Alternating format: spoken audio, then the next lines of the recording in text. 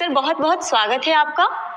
Sir पिछली बार हमने TRE 3 के प्रश्नों पर बात की थी। सर उस संबंध में आप कुछ कहना चाहेंगे?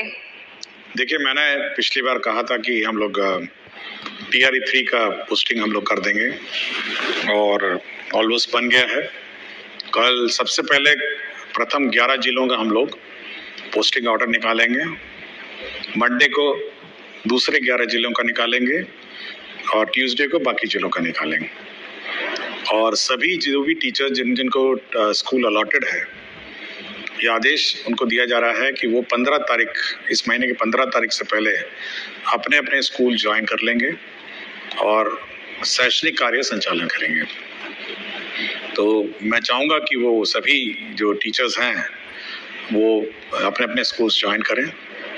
और ये हो सकता है कि उसमें किसी को कोई समस्या हो, अपनी व्यक्तिगत समस्या हो, लेकिन क्योंकि नई बहाली है इसलिए सभी को अपने अपने फर्स्ट पोस्टिंग जिलों में ज्वाइन करना आवश्यक है और बाद में अपनी जो व्यक्तिगत समस्या है वे डीओ के माध्यम से राज्य मुख्यालय को भेज सकते हैं। तो मेरी सबको ये शुभकामनाएं हैं कि सभी लोग अपना ज्वाइन करेंगे। साथ ही साथ नेक्स्ट वीक हम लोग टीआरई 1 और टीआरई 2 के महिलाओं का स्थानांतरण जो दूरी के आधार पर है उसको टेकअप करेंगे। आपको ज्ञात होगा कि हम लोगों ने पिछले सप्ताह तक जितने भी विशेष समस्याएं हैं, बीमारी है, विकलांगता है, पति पत्नी है और उसके छूटे हुए मामले भी हम लोगों ने टेकअप कर लिए हैं। अब केवल बच गए हैं हमारे महिलाओं से संबंधित जो दूरी वाला है।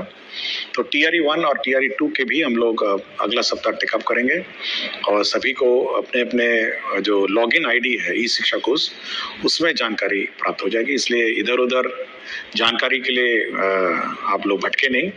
आपको अपने ई शिक्षा कोष के लॉगिन में पहले तो एसएमएस जाएगा और एसएमएस जाएगा जिसके माध्यम से आप ई शिक्षा कोष के लॉगिन में अपना अपना स्थानांतरण जिला देख सकेंगे।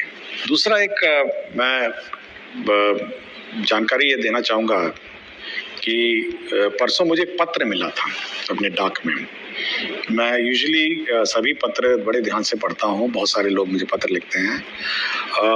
मैं उस पत्र में बहुत सारे इश्यूज थे और विशेषकर जो टीचर्स की समस्याएं हैं उसके बारे में बड़ी लंबी चौड़ी पत्र थी। और ये एक बीपीएससी टीआरई 1 के जो शिक्षक हैं उन्होंने लिखा। मैंने 2-3 बार इस पत्र को पढ़ा और क्योंकि मैं इस कार्यक्रम के माध्यम से हम लोग शिक्षकों की, बच्चों की, स्टूडेंट्स की समस्याओं पर हम लोग प्रकाश डालते हैं। मैं चाहूँगा कि वो पत्र आप इस कार्यक्रम में पत्र है, थोड़ा इसको पढ़ा जाए इस पत्र को। जी सर। एक शिक्षक का शिक्षा विभाग के ACS doctor S Siddharth sir का नाम एक पत्र। आदरणीय एसीएस महोदय, अपर मुख्य सचिव शिक्षा विभाग, आपके द्वारा प्रत्येक शनिवार को एक YouTube चैनल पर शिक्षा पर चर्चा नाम से एक कार्यक्रम आता है जिसमें आपके द्वारा बड़े ही प्रमुखता से छात्रों तथा शिक्षकों के द्वारा पूछे जाने वाले सवालों का आप जवाब देते हैं। मैंने भी कई दफे उसी चैनल पर कमेंट्स में जाकर अपने प्रश्न लिखे जिसे मैं विभाग के जिले स्तर पर एक व्यापक कमी के स्तर पर देखता हूं, जिस पर मैं आपका ध्यान इस पत्र के माध्यम से आकृष्ट करना चाहता हूं, क्योंकि मेरे वे प्रश्न आज तक उस चैनल पर नहीं पूछे गए हैं। मान्यवर, आपने शिक्षा विभाग में टेक्नोलॉजी का प्रयोग कर खासकर ई शिक्षा कोष जैसे ऐप लाकर एक क्रांतिकारी कदम उठाया है जिसे इतिहास आपके इस अनोखे नवाचार के लिए सदैव याद रखेगा। किंतु इन सबके बावजूद कुछ ऐसी कड़ियां हैं जिन पर शायद आपकी नजर नहीं गई है। मैं इस पत्र के माध्यम से कुछ निम्नवत बिंदुओं के माध्यम से शिक्षकों, जिसे आप सदैव से भविष्य निर्माता जैसे शब्दों से सुशोभित करते आए हैं, के मन की वेदना को कहता हूं।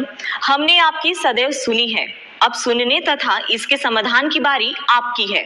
महाशय, आपने कुछ कर्तव्यहीन शिक्षकों को विद्यालय से बाहर रहने की गुप्त सूचना पर आपने उन पर उनके नैतिक दायित्वों का पालन सुनिश्चित करने हेतु हाजिरी दर्ज करने हेतु ई शिक्षा कोष जैसे ऐप लाए।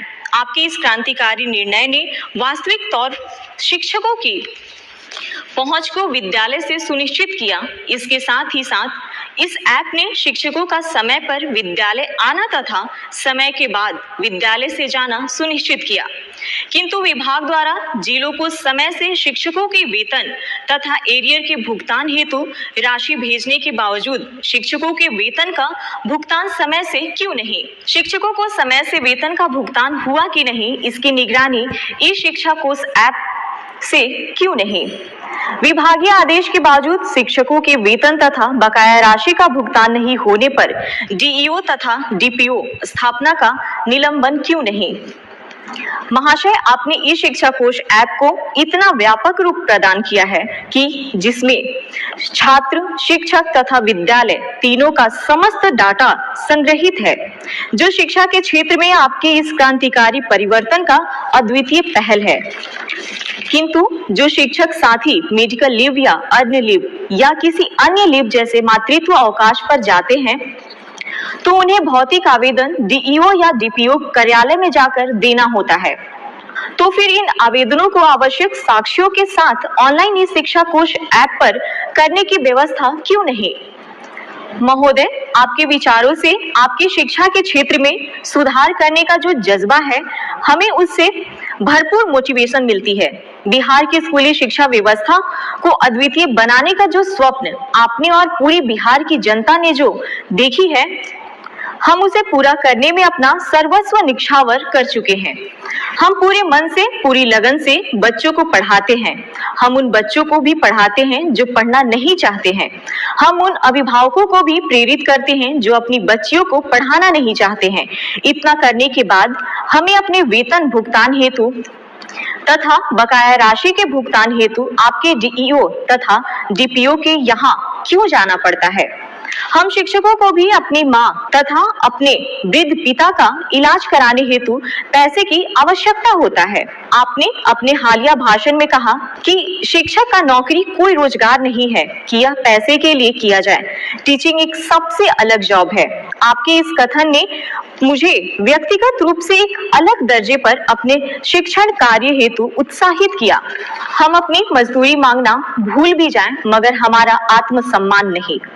आप शिक्षा विभाग के एसीएस होकर हम तमाम शिक्षकों को इतना मान सम्मान देते हैं। आप सभी शिक्षकों को आप कहकर संबोधित करते हैं, किंतु दुर्भाग्यवश आपके डीईओ, डीपीओ तथा उनके कार्यालय के लिपिक, परिचारी सभी लोग हमें अपमानित करते हैं। हमें तुम कहकर, कभी अरे कहकर बोला जाता है। हमें घंटों कार्यालय के बाहर इंतजार कराया जाता है। मान्यवर, आपके डीईओ तथा डीपीओ के दुर्व्यवहार के सामने आपका सारा मोटिवेशन समाप्त हो जाता है। उस पल हमें ऐसा लगता है जैसे शिक्षक बनना हमारे लिए गुनाह हो गया है। महाशय, हम शिक्षक अधिकांशतः आपके डीईओ तथा डीपीओ के कार्यालय में जाते क्यों हैं? अन्य लीव के लिए, मेडिकल लीव के लिए, मातृत्व अवकाश के लिए, वेतन भुगतान या बकाया राशि भुगतान के लिए। हम कार्यालय उपरोक्त कार्यों हेतु जाते हैं, तभी हमसे चढ़ावा मांगा जाता है, हमें अपमानित किया जाता है। अगर आप उपरोक्त कार्य हेतु ई शिक्षा कोष ऐप पर भी व्यवस्था कर दे तो कुछ हद तक हम शिक्षकों की मन की वेदना को आप दूर कर सकेंगे। महाशय, जब आप आपके डीईओ, डीपीओ महीने की 1 तारीख को अपनी मजदूरी ले लेते हैं, तो आप हम शिक्षकों की मजदूरी देने में 1 से 2 महीने का विलंब क्यों? एक अभिभावक अपने बच्चों का वेतन दिए बिना अपना वेतन कैसे पा सकता है? यह नैतिक रूप से बिल्कुल गलत है। आप भली भांति जानते हैं सर कि भूखे पेट मोटिवेशन भी काम नहीं आता है। आप और आपके डीईओ भाषण इसलिए दे देते हैं कि आपको कभी भी वेतन के लिए आपके अधिकार के कार्यालय का चक्कर नहीं लगाने पड़ते हैं। अतः महोदय से मेरा नम्र निवेदन होगा कि उपरोक्त बिंदु पर विचार करें ताकि बिहार के तमाम शिक्षक साथियों का दर्द कम हो। मैं इस पत्र को 2-3 बार पढ़ा और मैं इसीलिए इस पत्र को मैंने साझा किया क्योंकि इस कार्यक्रम को मेरे पूरे विभाग के अधीनस्थ सभी पदाधिकारी और कर्मचारी देखते हैं। और एक टीचर की वेदना जो है ना, जब वेतन समय पर नहीं मिलने का, उस वेदना को मैं बार बार हर मीटिंग में, जितना भी वीडियो कॉन्फ्रेंसिंग की मीटिंग होती है, मैं उनको कहता हूं, और ये मैं बार बार उनको चेतावनी देता हूं, और आखिरी लास्ट टाइम मैंने जब मीटिंग किया था तो मैंने यहां तक चेतावनी उनको दे दी कि जब तक शिक्षकों का वेतन नहीं मिलेगा तब तक कार्यालय में जो पदाधिकारी हैं और कर्मचारी हैं ग्रुप डी छोड़ के, उनका वेतन की निकासी नहीं की जाएगी। मैंने यहां तक लास्ट टाइम कह दिया। और इस शिक्षक जो मुझे लगा टीआरई 1 के बहुत ही कमिटेड टीचर है, मतलब ये मेरे विचार से जब मैंने पत्र को बड़े ध्यान से पढ़ा तो मेरे मापदंड में बहुत एक आदर्श टीचर है, मतलब एक टीचर जिसकी मैं परिकल्पना करता हूं और शिक्षा व्यवस्था जिसके कंधे पे है। और मेरा बहुत उम्मीद है ये टीआरई 1, टीआरई 2, टीआरई 3 और सक्षमता पास जो टीचर हैं कि इस प्रकार की भावना और इस प्रकार का जो मतलब कमिटमेंट है, यही हम सभी शिक्षक से चाहते हैं। ये उसका दूसरा उद्देश्य था। लेकिन अब जो देख के मुझे लगा कि हमारे शिक्षक कार्यालय, शिक्षा विभाग का कार्यालय जो है, अब वेतन तभी उसकी निकासी होनी चाहिए जब हमारे टीचर्स का वेतन पहले निकासी होगा। सबसे पहले जो फर्स्ट राइट है, पहले टीचर्स का वेतन निकासी होगा, उसके बाद ही हमारा जो सरकारी कार्यालय है उसका होगा। यह मैं पहले भी कह चुका हूं और मैंने लास्ट टाइम इसकी चेतावनी भी दी थी। और इस बारे में शिक्षा विभाग बहुत सीरियस है।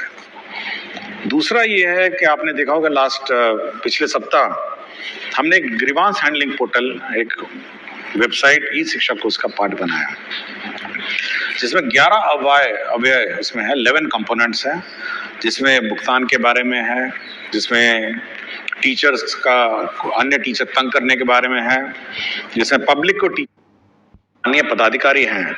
मैं जरूर चेतावनी देता हूं कि अगर कोई भी लापरवाही हुई शिक्षक के वेतन में, भुगतान में तंग करने का, तो हम लोग उनकी जवाबदेही निर्धारित कर देंगे। ये मैं बिल्कुल स्पष्ट कर चुका हूं और इस पत्र में भी मैं स्पष्ट कर चुका हूं, मैं कोई लिखित में भी मैंने किया हुआ है। दूसरा है कि हम लोग ये व्यवस्था जरूर जो मांगा गया है कि सभी चीजें ऑनलाइन हो। आपके अवकाश है ऑनलाइन होगा, आपका सीएल होगा ऑनलाइन होगा, आपका मातृत्व अवकाश होगा ऑनलाइन होगा। और जहां तक का ये आवेदन पत्र हैं, जैसे इन्होंने मेंशन किया है, अर्न लीव है, मेडिकल लीव है, मातृत्व अवकाश है, वेतन भुगतान का बकाया है, ये सभी अब हम लोग ऑनलाइन ही करेंगे। मतलब अब ये जो कार्यालय में कागज जमा करना